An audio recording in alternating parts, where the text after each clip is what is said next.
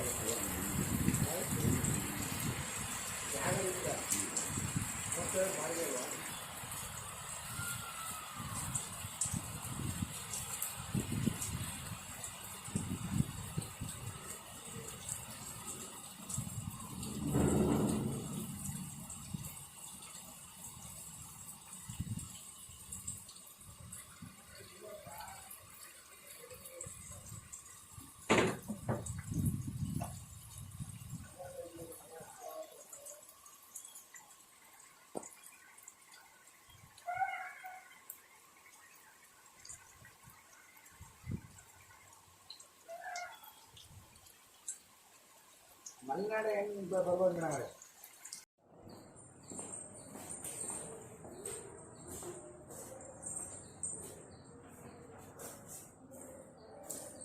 नमस्कार छात्रों, मैं मंजुला जोगी, इंग्लिश शिक्षिका, चरण बसवेश्वर उच्च माध्यमिक पाठशाला चित्रहಳ್ಳಿ, ಹೊಳಲ್ಕೆರೆ ತಾಲೂಕು, ಚಿತ್ರದುರ್ಗ ಜಿಲ್ಲಾ। बच्चों, हिंदी वल्लरी द्वितीय भाषा हिंदी 8वीं कक्षा का गद्य पाठ जो है जीवन धात्री वर्षा। कितना सुंदर है। इस नाम हम सुनते ही, ये शीर्षक देखते ही खुश हो जाते हैं। आप ठीक से उसको देखते हैं।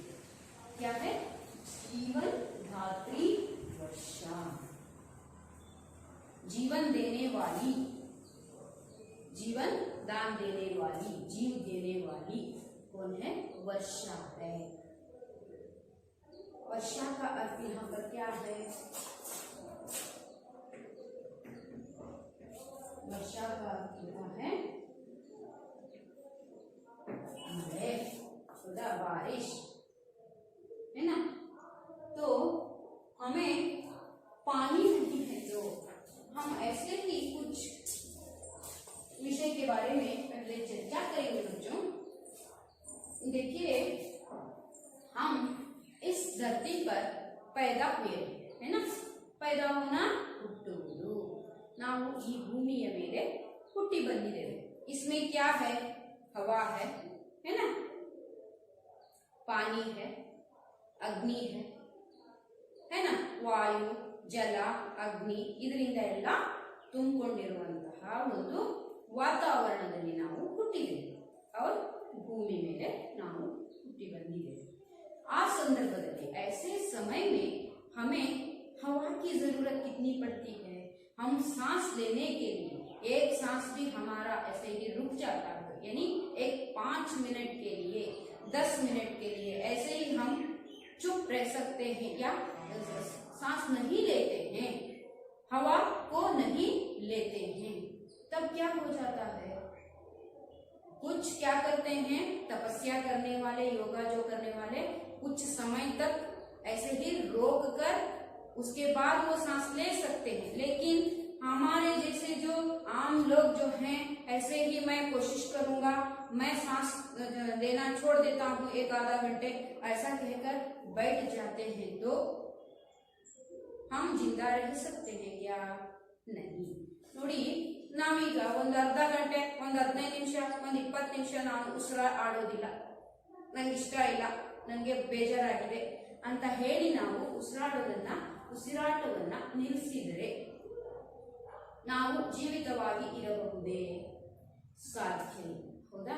ಹಾಗಾಗಿ ನಮಗೆ ಏನು, ಗಾಳಿ ತುಂಬಾ ಅವಶ್ಯಕ, ತುಂಬಾ ಇಂಪಾರ್ಟೆಂಟ್ ಅಲ್ವಾ?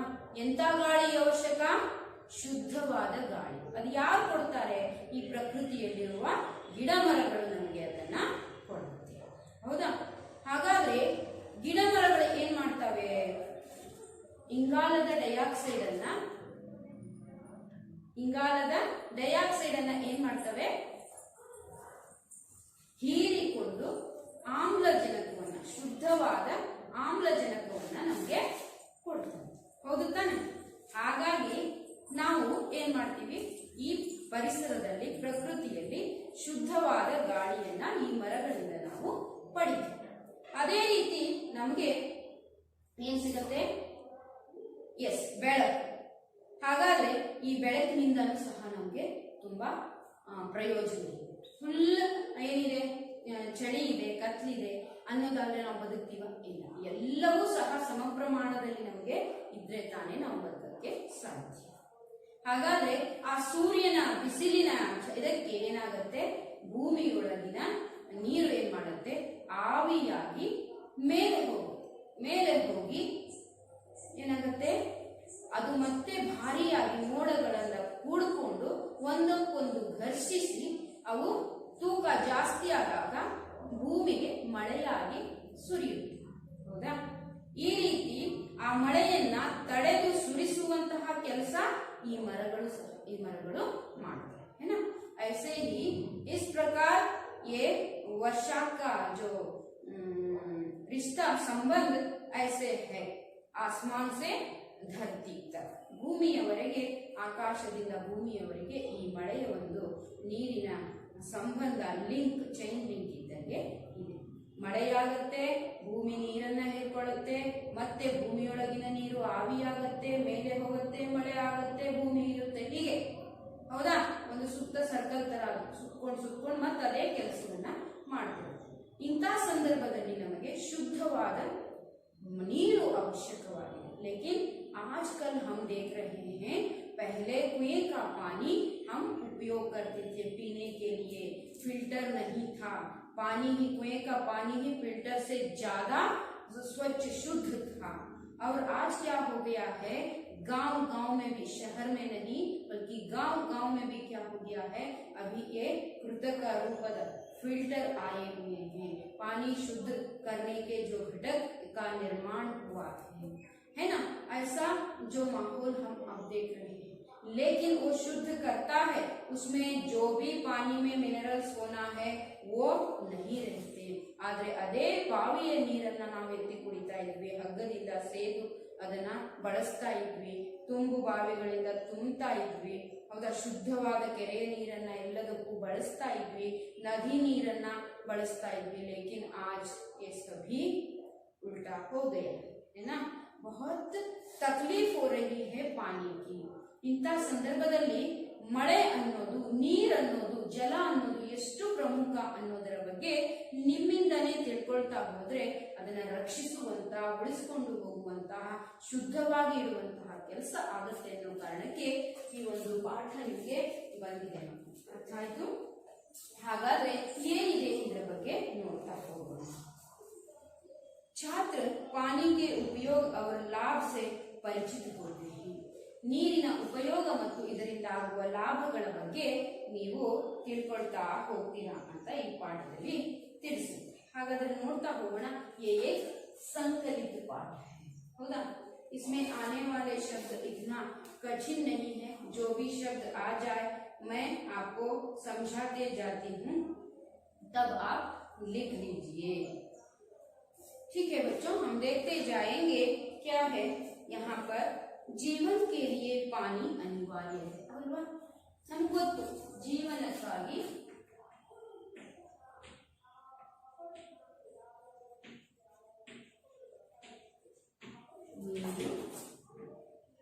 ಅನಿವಾರ್ಯ.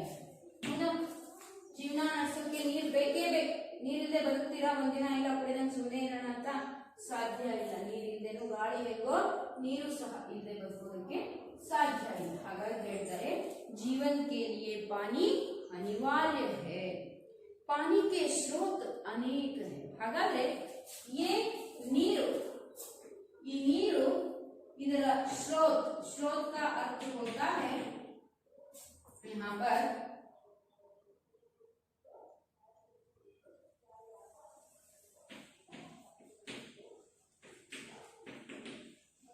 ಮೂಲ. ಯಾವುದರ ಮೂಲ? ನೀರಿನ ಮೂಲ. ಪಾನಿ ಕೆ ಸ್ರೋತ್ ಅನೇಕ. ಮೂಲಗಳು ತುಂಬಾ ಇದಾವೆ. ಯಾವ್ಯಾವುದು? ನದಿ, ಎರಡನೇದು ನಾಲಾ ಅಂದ್ರೆ ಕಾಲುವೆ, ಹೌದಾ? ನದಿ, नाला. उसके बाद तालाब. तालाब अंद्रेनु? यस, ಕೆರೆ.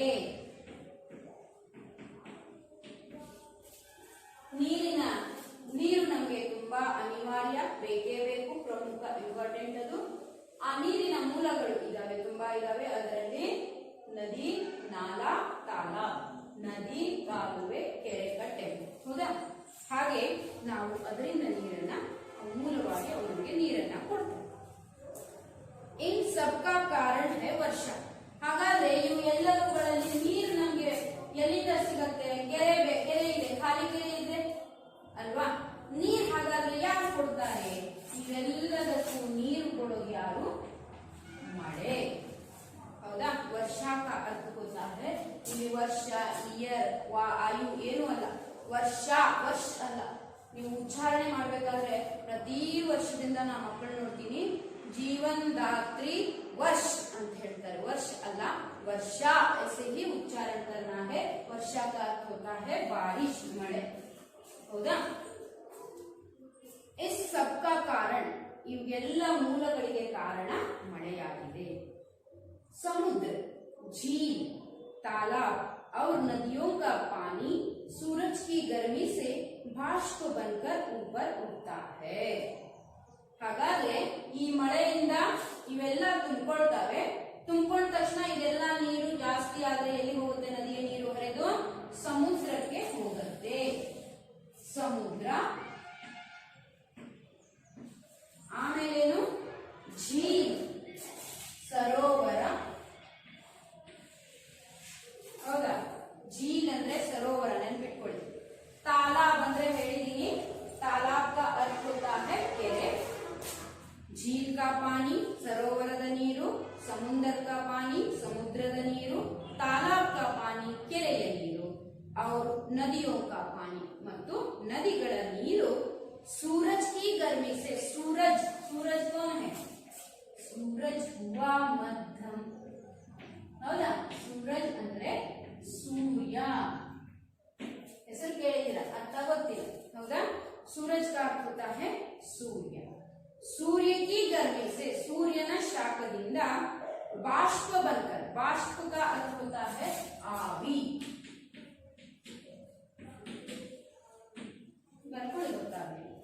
बाष्प बनकर ಅಂದ್ರೆ ಆವಿಯಾಗಿ ऊपर उठता है, ಮೇಲಕ್ಕೆ ಏರುತ್ತೆ. ऊपर ಅಂದ್ರೆ ಮೇಲೆ. ಸೂರ್ಯನಿಂದ ಕೆರೆ, ಸಮುದ್ರ, ಸರೋವರ, ನದಿಯ ನೀರು ಸೂರ್ಯನ ಶಾಖದಿಂದ ಆವಿಯಾಗಿ ಮೇಲಕ್ಕೆ ಹೋಗುತ್ತೆ, ಏರುತ್ತೆ. ಇಸ್ ಬಾಷ್ಪ ಸೆ, ಈ ಆವಿಯಿಂದ ಬಾದಲ್ ಬಂತೆ. ಈ ಆವಿಯಿಂದ ಏನಾಗುತ್ತೆ? ಬಾದಲ್. बादल का अर्थ होता है ಮೋಡಗಳು. ನೋಡಿ, ನದಿಯ, ಕೆರೆಯ, ಸರೋವರದ ನೀರು ಆ ಸೂರ್ಯನ ಶಾಖದಿಂದ ಆವಿಯಾಗಿ ಮೇಲೆ ಹೋಗುತ್ತೆ. ಆ ಮೇಲೆ ಹೋದ ನೀರಿನಿಂದ ಮೋಡಗಳಾಗುತ್ತೆ. ಹೌದಾ?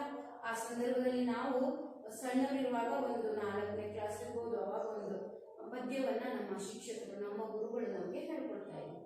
ಓ ಗಾಳಿ ಗುಡುಗು ಮಿಂಚಿನಿಂದ ಮೋಡ ಕವಿದಿದೆ, ಗಾಳಿ ಗುಡುಗು ಮಿಂಚಿನಿಂದ ಮೋಡ ಕವಿದಿದೆ, ಮೋಡ ಕವಿದು ಮಳೆಯಾಗಿ, ಮೋಡ ಕವಿದು ಹನಿಯಾಗಿ ಮಳೆಯು ಬರುತ್ತಿದೆ. ಮಳೆ ರಾಯ, ಮಳೆ ರಾಯ, ಮಳೆ ರಾಯ, ಮಳೆ ರಾಯ, ಮಳೆ ರಾಯ, ಮಳೆ ರಾಯ ಹೊನ್ನ ಸೂಸು, ಭೂಮಿ ತಾಯಿ ಬಂಗಾರ ಬೆಳೆಸಿ ಅಂತ ಹೇಳಿ ನಮಗೆ ಚಿಕ್ಕವರಿರುವಾಗ ಶಿಕ್ಷಕರು ಹಾಡು ಹೇಳ್ಕೊಡ್ತಾ ಇದ್ರು. ನನಗೆ ಈಗ ಅನ್ಸುತ್ತೆ ಹಾಡು ಇವಾಗ ಉಪಯೋಗಕ್ಕೆ ಬರುತ್ತೆ. ಏನ್ ಹೇಳಿ?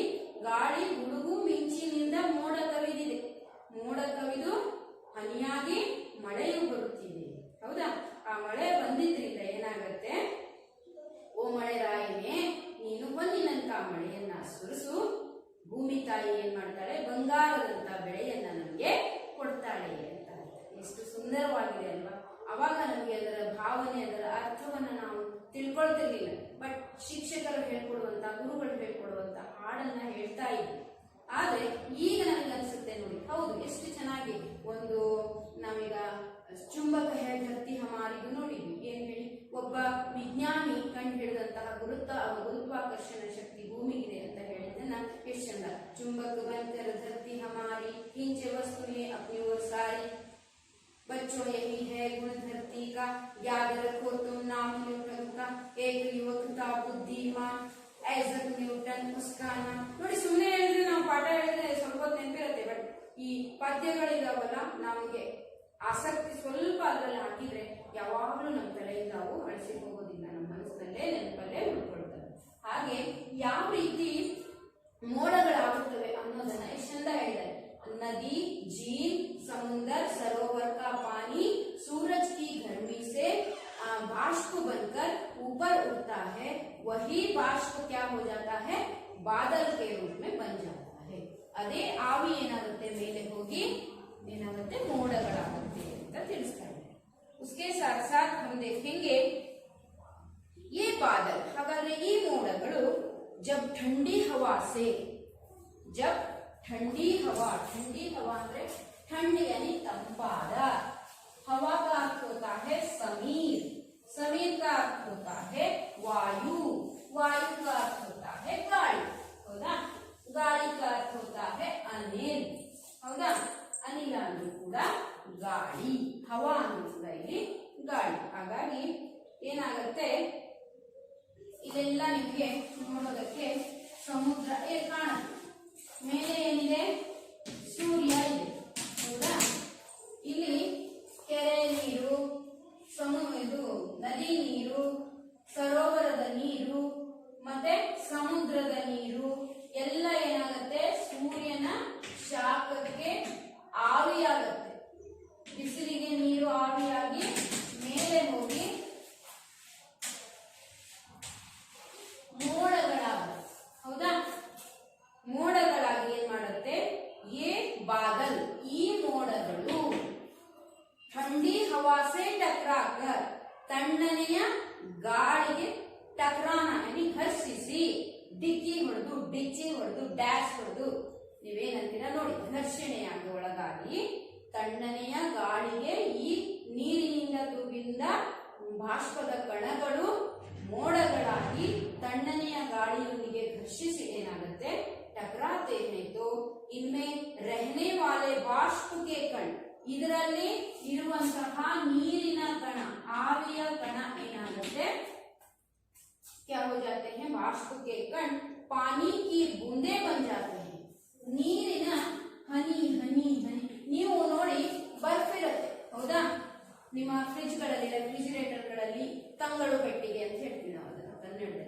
ಆ ತಂಗಳು ಪೆಟ್ಟಿಗೆಯಲ್ಲಿ ನಾವು ಇಟ್ಟಿರ್ತೀವಿ ನೀರನ್ನ, ಟ್ರೇಗೆ ಹಾಕಿ ಇಟ್ಟಾಗ ಏನಾಗುತ್ತೆ?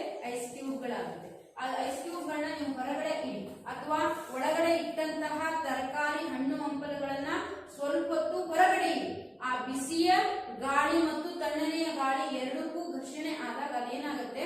ಆ ಇದರಲ್ಲಿರುವಂತಹ ಆವಿ ಏನಿರ್ತದಲ್ಲ ಅಥವಾ ನೀರಿನ ಅಂಶ ಏನಾಗುತ್ತೆ? ಸಣ್ಣ ಸಣ್ಣ ಹನಿ ಹನಿ ಹನಿಗಳಾಗಿ ಆ ಒಂದು ವಸ್ತುವಿನ ಮೇಲೆ, ತರಕಾರಿ ಆಗಿರ್ಬೋದು, ಹಣ್ಣಾಗಿರ್ಬೋದು, ಅದರ ಮೇಲೆ ಏನಾಗುತ್ತೆ? ಹನಿ ಹನಿಯಾಗಿ ಕೂರುತ್ತೆ. ಒಂದೊಂದು ಹನಿಗೂ ಇನ್ನೊಂದು ಹನಿ ಜೋಡಣೆ ಆದಾಗ ಅದು ಕೆಳಗಿಳಿಯೋದಕ್ಕೆ, ಸೋರೋದಕ್ಕೆ ಸ್ಟಾರ್ಟ್ ಆಗುತ್ತೆ. ऐसे ही ठंडी हवा से ये बादल टकराकर, टकराने के बाद जो बाष्प के कण होते हैं बूंदे बूंदे बन जाते हैं. ಅಂದ್ರೆ ಹನಿ ಹನಿಗಳಾಗಕ್ಕೆ ಸ್ಟಾರ್ಟ್ ಆಗುತ್ತೆ. उसके बाद क्या होता है? इस बूंदे भारी होने के बाद, ಜಾಸ್ತಿ ಹನಿಗಳು ಅಲ್ಲಿ ಜಾಸ್ತಿ ಆದಾಗ ಅವು ಏನಾಗ್ತವೆ? ಭಾರಿ होने के बाद, ಜಾಸ್ತಿ ಆಗಿ ಒತ್ತಡ ಬಿದ್ದಾಗ ಅವು उसको नीचे उतरते हैं. किस प्रकार को देखते हैं? पानी के बूंदे बन जाते हैं. बूंदों वाले बादल भारी होकर, ಈ ನೀರಿನಿಂದ ತುಂಬಿದಂತಹ ಮೋಡಗಳು ಜಾಸ್ತಿ ಒತ್ತಡಕ್ಕೆ ಒಳಗಾಗಿ ಹೋಕರ್ ಜಬ್ ಧರ್ತಿ ಕಿ ಆಕರ್ಷಣ ಶಕ್ತಿ ಸೆ, ಈ ಭೂಮಿಯ ಆಕರ್ಷಣೆಯ ಶಕ್ತಿಯಿಂದ ಏನ್ ಮಾಡುತ್ತೆ? वो आकर्षण शक्ति से खींचे जाते हैं, ಎಳೆಯಲ್ಪಡುತ್ತದೆ, ಆಕರ್ಷಿಸಲ್ಪಡುತ್ತೆ. तब वर्षा के रूप में बरस जाते हैं. ಆಗ ಮಳೆಯ ರೂಪದಲ್ಲಿ, ವರ್ಷಾ ಕೆ ರೂಪ में ಬರಸ್ನಾ ಸುರಿಯುವುದು, ಮಳೆಯ ರೂಪದಲ್ಲಿ ಹನಿಗಳು ಸುರಿಯೋದಕ್ಕೆ ಸ್ಟಾರ್ಟ್ ಆಗುತ್ತೆ. ಇದು ಆವಿಯಿಂದ ಕೆಳಗೆ ಇರುವಂತಹ ನದಿಯ ನೀರು ಆವಿಯಾಗಿ ಸೂರ್ಯನ ಶಾಖದಿಂದ ಏನಾಗುತ್ತೆ? ಆವಿಯಾಗಿ ಮೇಲೆ ಹೋದಾಗ ಮೋಡಗಳಾಗಿ, ಮೋಡಗಳು ಏನ್ ಮಾಡುತ್ತೆ? ತಣ್ಣನೆಯ ಗಾಳಿಯ ಜೊತೆಗೆ ಘರ್ಷಣೆಗೊಂಡಾಗ ನೀರಿನ ಹನಿಗಳು ಉದ್ಭವವಾಗುತ್ತೆ. ಆ ನೀರಿನ ಹನಿಗಳಿಂದ ತುಂಬಿದಂತಹ ಮೋಡಗಳು ಒಂದಕ್ಕೊಂದು ಘರ್ಷಿಸಿ ಭಾರಿ ಆದಾಗ, ಅಂದ್ರೆ ಒತ್ತಡಕ್ಕೆ ಒಳಗಾದಾಗ ಹನಿಯಾಗಿ ಏನ್ ಮಾಡುತ್ತೆ? ಸುರಿಯೋದಕ್ಕೆ ಸ್ಟಾರ್ಟ್ ಆಗುತ್ತೆ. ಕೆಳಗೆ ಯಾಕೆ ಬರುತ್ತೆ ಅಂತ ಹೇಳಿದ್ರೆ, ಭೂಮಿಯಲ್ಲಿ ಆಕರ್ಷಣ ಶಕ್ತಿ ಇರೋದ್ರಿಂದ ನೀಚೆ ಖೀಂಚೆ ಜಾತೆ, ಕೆಳಗಡೆ ಅವು ಆಕರ್ಷಿಸಲು ಎಳೆಯಲ್ಪಡುತ್ತೆ. ಹಾಗಾಗಿ तब वर्षा के रूप में ये बादल बरसते हैं. ಮಳೆಯ ರೂಪದಲ್ಲಿ ಈ ಮೋಡಗಳು ಏನ್ ಮಾಡ್ತವೆ? ಮಳೆಯಾಗಿ ಸುರಿಸ್ತವೆ. ಹೀಗೆ ಏನಾಗುತ್ತೆ? ಮಳೆ ನಮಗೆ ಭೂಮಿಗೆ ಬರುತ್ತೆ. ಹಾಗಾದ್ರೆ बादल और बादल से धरती, यहाँ पर इस प्रकार धरती से बादल और बादल से धरती का बाष्प की यात्रा बहुत रोचक है. ಈ ರೀತಿ ಧರತಿ से बादल, ಭೂಮಿಯಿಂದ ನೀರಾವಿಯಾಗಿ ಮೋಡಗಳಾಗಿ, ಮೋಡಗಳಾಗಿ ಮತ್ತೆ ಮಳೆಯಾಗಿ ಕೆಳಗೆ ಸುರಿದು, ಈ ರೀತಿ ಭೂಮಿಗೂ ಮೋಡಗಳಿಗೂ ಮತ್ತೆ ಭೂಮಿಗೂ ಇರುವಂತಹ ಸಂಬಂಧದಿಂದ ಆ ಒಂದು ಏನಾಗುತ್ತೆ? ರೊಟೇಷನ್ ಆಗ್ತಾ ಇರುತ್ತೆ. ಆಗಿ ನಮಗೆ ಏನು ಸಿಗುತ್ತೆ, ಮಳೆ ಬರ್ತಾ ಇರುತ್ತೆ. ಇದು ಯಾವಾಗಲೂ ನಿರಂತರವಾಗಿ ನಡೆಯುವಂತಹ ಕ್ರಿಯೆಯಾಗಿದೆ ಅಂತ ಹೇಳ್ತಾರೆ. एशिया में यूरोप की तरह 12 महीने ವರ್ಷಾ नहीं होती. ಏಷ್ಯಾದಲ್ಲಿ ಯುರೋಪ್ ಖಂಡದ ಹಾಗೆ ಏಷ್ಯಾ ಖಂಡದಲ್ಲಿ ವರ್ಷದ 12 ತಿಂಗಳು ಸಹ ಮಹಿನಾ ಎನಿ ತಿಂಗಳು 12 ಮಹಿನೆ ಅಂದ್ರೆ 12 ತಿಂಗಳು ಸಹ ಇಲ್ಲಿ ಮಳೆ ಆಗುವುದಿಲ್ಲ. ಹಾಗಾದ್ರೆ ಹೇಗೆ ಮಳೆ ಆಗುತ್ತೆ ಅಂತ ನಾವು ನೋಡೋದಾದ್ರೆ, ಮಾನ್ಸೂನಿ ಹವಾಯೇ ವರ್ಷಾ ಲಾತಿ ಹೈ. ಮಾನ್ಸೂನಿ ಹವಾ ಅಂದ್ರೆ ಮಾನ್ಸೂನ್ ಮಾರುತಗಳು.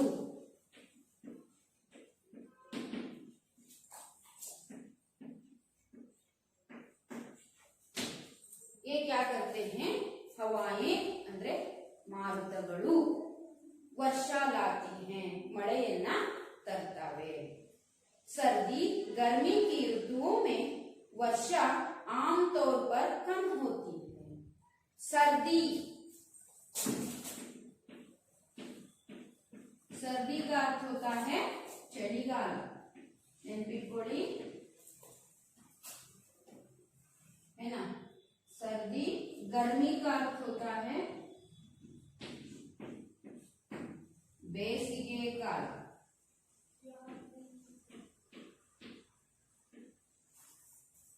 हागेने यहाँ पर सर्दी गर्मी की ऋतुओं में वर्षा आमतौर पर कम होती है. आमतौर पर ಅಂದ್ರೆ ನಾವು ಸರಿ ಸಮಾನವಾಗಿ ನೋಡೋದಾದ್ರೆ ಈ ಚಳಿಗಾಲದಲ್ಲಿ ಹಾಗೂ ಬೇಸಿಗೆ ಕಾಲದಲ್ಲಿ ತುಂಬಾ ಕಡಿಮೆ ಪ್ರಮಾಣದಲ್ಲಿ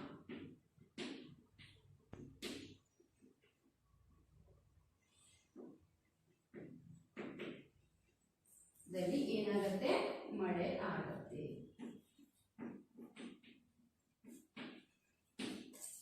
ಯಾಕೆ ಅಂದ್ರೆ ಯುರೋಪ್ ಖಂಡದ ಹಾಗೆ ನಮ್ಮ ಏಷ್ಯಾ ಖಂಡದಲ್ಲಿ ವರ್ಷದ 12 ತಿಂಗಳುಗಳು ಮಳೆ ಆಗೋದಿಲ್ಲ. ಚಳಿಗಾಲದಲ್ಲಿ ಬೇಸಿಗೆ ಕಾಲದಲ್ಲಿ ಮಳೆ ಆಗೋದೇ ಇಲ್ಲ ಅಂತ ಹೇಳಕ್ಕಾಗಲ್ಲ. ಆದ್ರೆ ನಾವು ಮಳೆಗಾಲದಲ್ಲಿ ನೋಡಿದಷ್ಟು ಮಳೆಯನ್ನ ಈ 2 ಕಾಲಗಳಲ್ಲಿ ನೋಡಕ್ಕಾಗೋದಿಲ್ಲ. ಹಾಗಾದ್ರೆ ನಮ್ಮ ಏಷ್ಯಾ ಖಂಡಕ್ಕೆ ಯಾವ ಮಾರುತಗಳು ನಮ್ಗೆ ಮಳೆಯನ್ನ ತಂದುಕೊಡ್ತಾವೆ ಅಂದ್ರೆ ಮಾನ್ಸೂನ್ ಮಾರುತಗಳು ನಮ್ಗೆ ಮಳೆಯನ್ನ ತಂದುಕೊಡ್ತವೆ ಅಂತ ಇಲ್ಲಿ ನಾವು ನೋಡಬಹುದು. ಹಾಗೇನೆ ಮಾನ್ಸೂನಿ ಹವಾಯೇ ವರ್ಷಾ ಲಾತಿ ಹೈ. ವರ್ಷಾ ಋತು ಅಂತ ನಾನು 2ನೇ ಋತು ಬರೆದ್ನಲ್ಲ, ವರ್ಷಾ ಋತು ಅಂತ ಹೇಳಿದ್ರೆ ಇಲ್ಲಿ ಮಳೆಗಾಲ. ನಿಮಗೆ ಗೊತ್ತಾಯ್ತು ಏನಪ್ಪಾ ಅಂತ ಹೇಳಿದ್ರೆ, ಸರ್ದಿ ಅಂತ ಹೇಳಿದ್ರೆ ಚಳಿಗಾಲ, ಗರ್ಮಿ ಅಂತ ಹೇಳಿದ್ರೆ ಬೇಸಿಗೆ ಕಾಲ, ವರ್ಷ ಅಂತ ಹೇಳಿದ್ರೆ ಮಳೆಗಾಲ. ಈ ಮಳೆ ಯಾವಾಗ ಆಗುತ್ತಪ್ಪ ಅಂದ್ರೆ ಮಾನ್ಸೂನಿ ಹವಾಯೇ, ಮಾನ್ಸೂನ್ ಮಾರುತಗಳು ಮಳೆಯನ್ನ ಹೊತ್ತು ತಂದಾಗ ನಮ್ಮ ಏಷ್ಯಾ ಖಂಡದಲ್ಲಿ ಭಾರಿ ಪ್ರಮಾಣದಲ್ಲಿ ಮಳೆಯಾಗುತ್ತೆ. ಅದು ಯಾವಾಗ ಅಂದ್ರೆ ಈ ಮಳೆಗಾಲದ ಸಂದರ್ಭದಲ್ಲಿ. ಈ 3 ಕಾಲಗಳಲ್ಲಿ ಅಂದ್ರೆ ಈ 2 ಕಾಲಗಳಲ್ಲಿ ಕಡಿಮೆ ಪ್ರಮಾಣದಲ್ಲಿ ನಾವು ಮಳೆಯನ್ನ ನೋಡ್ತೀವಿ. ಆದ್ರೆ ನಮ್ಮ ಚಿರಾಪುಂಜಿಯಲ್ಲಿ ವರ್ಷದ 12 ತಿಂಗಳು ಸ್ವಲ್ಪ ಮಳೆ ಸುರಿತಾ ಇರುತ್ತೆ. ಆದ್ರೆ ನಮ್ಮ ಭಾರತದ ಎಲ್ಲಾ ಪ್ರದೇಶಗಳಲ್ಲಿ, ರಾಜ್ಯಗಳಲ್ಲಿ ಆ ತರ ನಾವು ನೋಡೋದಕ್ಕೆ ಸಿಗೋದಿಲ್ಲ. ಚಳಿಗಾಲದಲ್ಲಿ ತುಂಬಾ ಚಳಿ ಇರುತ್ತೆ, ಮಳೆಗಾಲದಲ್ಲಿ ತುಂಬಾ ಮಳೆ ಇರುತ್ತೆ, ಬೇಸಿಗೆಯಲ್ಲಿ ತುಂಬಾ ಬಿಸಿಲು ಸಹ ಇರುತ್ತೆ. ಯಾಕೆ ಅಂತಂದ್ರೆ ನಮ್ಮ ಈ ಖಂಡಕ್ಕೆ, ನಮ್ಮ ದೇಶಕ್ಕೆ ಸೂರ್ಯನ ಕಿರಣಗಳು ತುಂಬಾ ಹತ್ತಿರವಾಗಿ ಸರಿಯಾದ ಪ್ರಮಾಣದಲ್ಲಿ ನಮ್ಗೆ ಸಿಗುತ್ತೆ. ಹಾಗಾಗಿ ಬೇಸಿಗೆನೂ ಅಷ್ಟೇ ಖಡಕ್ಕಾಗಿರುತ್ತೆ, ಚಳಿಗಾಲನೂ ಅಷ್ಟೇ ಖಡಕ್ಕಾಗಿರುತ್ತೆ, ಮಳೆಗಾಲನೂ ಸಹ ಅಷ್ಟೇ ಚುರುಕಾಗಿರುತ್ತೆ. ಇದನ್ನ ನಾವು ನಮ್ಮ ದೇಶದ ವಾತಾವರಣದಲ್ಲಿ ನೋಡಬಹುದು. ಮಕ್ಕಳೇ, ನಾನಿವತ್ತು ಇಂದಿನ ತರಗತಿಯಲ್ಲಿ ನಿಮಗೆ ಮಳೆ ಅಂದ್ರೆ ಸಮುದ್ರದ ನೀರು ಸೂರ್ಯನ ಶಾಖಕ್ಕೆ ಆವಿಯಾಗಿ ಹೇಗೆ ಮೇಲಕ್ಕೆ ಹೋಗ್ಬಿಟ್ಟು ಅದರಿಂದ ನೀರಿನ ಮೋಡಗಳಾಗಿ ಅವು ತಣ್ಣನೆಯ ಗಾಳಿಯಿಂದ ಘರ್ಷಿಸಿ ಒತ್ತಡಕ್ಕೆ ಒಳಗಾಗಿ ಹನಿಗಳಾಗುತ್ತವೆ. ಆ ಹನಿಗಳು ಜಾಸ್ತಿ ಆದಾಗ, ಹನಿಗಳ ಮೋಡಗಳು ಜಾಸ್ತಿ ಆದಾಗ ಏನಾಗುತ್ತೆ, ಅವು ಭೂಮಿಯ ಗುರುತ್ವಾಕರ್ಷಣೆಯ ಶಕ್ತಿಯಿಂದ ಕೆಳಗೆ ಎಳೆಯಲ್ಪಡುತ್ತೆ. ಆ ಸಂದರ್ಭದಲ್ಲಿ ಮಳೆಯ ರೂಪದಲ್ಲಿ ನಮಗೆ ಮಳೆ ಸುರಿಯುತ್ತೆ. ಈ ತರಹ ಭೂಮಿಯಿಂದ ಮೋಡಗಳವರೆಗೆ ನಿರಂತರವಾಗಿ ಈ ಕ್ರಿಯೆ ನಡೀತಾ ಇರುತ್ತೆ ಅನ್ನೋದನ್ನ ಇಂದಿನ ನಾವು ಪಾಠದಲ್ಲಿ ತಿಳ್ಕೊಂಡ್ವಿ. ಮುಂದಿನ ಭಾಗವನ್ನು ನಾವು ನೆಕ್ಸ್ಟ್ ತರಗತಿಯಲ್ಲಿ ಮುಂದಿನ ಅವಧಿಯಲ್ಲಿ ಅದನ್ನ ನಿಮ್ಗೆ ಹೇಳ್ತೀನಿ. ಈಗ ಬರುವಂತಹ ಬಾಷ್ಪ ಕಿಸೆ कहते हैं, ಬಾರಿಶ್ कैसे होती है ಅಂತ ಕೆಲವೊಂದು ಪ್ರಶ್ನೆಗಳಿವೆ. ಅದನ್ನ ನೀವು ನೋಡ್ಬೇಕು. ಏನು जीवन के लिए क्या अनिवार्य है, पानी के स्रोत कौन कौन से है, स्रोत का अर्थ है ಹೇಳಿದೀನಿ ನಾನು ಮೂಲ ಅಂತ. ನೀರಿನ ಮೂಲ ಯಾವುದು ಅಂತ ಕೇಳಿದರೆ ಮಾನ್ಸೂನ್ ಕಿ ಹವಾಯಿ ಕ್ಯಾ ಲಾತಿ है, ಮಾನ್ಸೂನ್ ಹವಾಯಿ ಗಾಳಿ ಮಾರುತಗಳು ಏನ್ ತರ್ತವೆ, ಮಳೆಯನ್ನ ತರ್ತವೆ.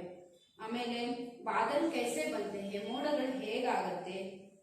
हवा में रहने वाले बाष्प से पानी की बूंदे कैसे बनती हैं, ಗಾಳಿಯಲ್ಲಿ ಇರುವಂತಹ ಆವಿಯ ಕಣಗಳು ಹೇಗೆ ಹನಿಗಳಾಗತ್ತೆ. ಆಮೇಲೆ ಇಷ್ಟು ಪ್ರಶ್ನೆಗಳಿಗೆ ನೀವು ಉತ್ತರವನ್ನ ಬರೆದುಕೊಂಡು ಬರುವ ಪ್ರಯತ್ನವನ್ನ ಮಾಡಿ. ಬರದೇ ಇದ್ರೆ ಅದನ್ನು ನಾನು ಮುಂದಿನ ತರಗತಿಯಲ್ಲಿ ತಮಗೆ ತಿಳಿಸ್ತೀನಿ ಅಲ್ವಾ. ಧನ್ಯವಾದ.